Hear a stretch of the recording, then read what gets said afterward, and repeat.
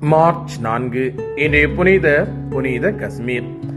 இவர் போலந்து நாட்டு மன்னர் 4ஆம் கஸ்மீர் என்பவருக்கு மகனாக 1458ஆம் ஆண்டு அக்டோபர் மாதம் 3ஆம் நாள் பிறந்தார். சிறுவனாக இருந்ததிலிருந்தே பக்தி சுழலுடன் வளர்க்கப்பட்டார். 9 வயதான போது கல்வி கற்பதற்காக அருள் தந்தை டுலுகோஸ் என்பவரிடம் அனுப்பி வைக்கப்பட்டார். போலந்தின் வரலாற்று ஆசிரியரான இவர் கிராக்கோ நகர திருச்சட்ட வல்லுநராகவும் பிறகு பேராயராகவும் விளங்கினார். துருக்கியரிடமிருந்து ஹங்கேரியை காப்பாற்ற வேண்டிய அவசியம் ஏற்பட்ட போது கசிமீரை தங்களுக்கு அரசராக அனுப்பும்படி ஹங்கேரி மக்கள் கேட்டுக்கொண்டார்கள். அதன்படி கசிமீர் ஹங்கேரி நாட்டினுடைய அரசனாக நியமிக்கப்பட்டார். அப்போது அவருக்கு வயது வெறும் 13 மட்டுமே.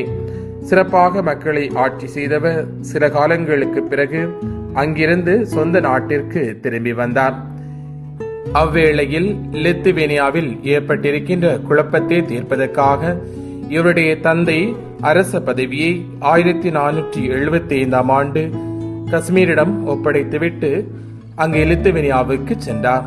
அவர் திரும்பி வரும் வரை கஸ்மீர் மக்களை நல்ல முறையில் வழிநடத்தி சென்றார்.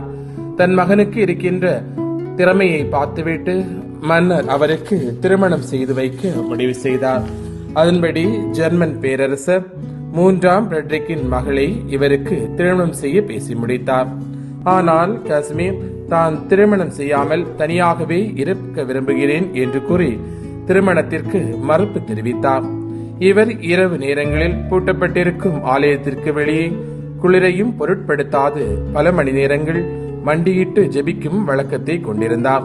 அன்னை மரியா மீது அளவற்ற பக்தியும் நேசமும் வைத்திருந்தார்.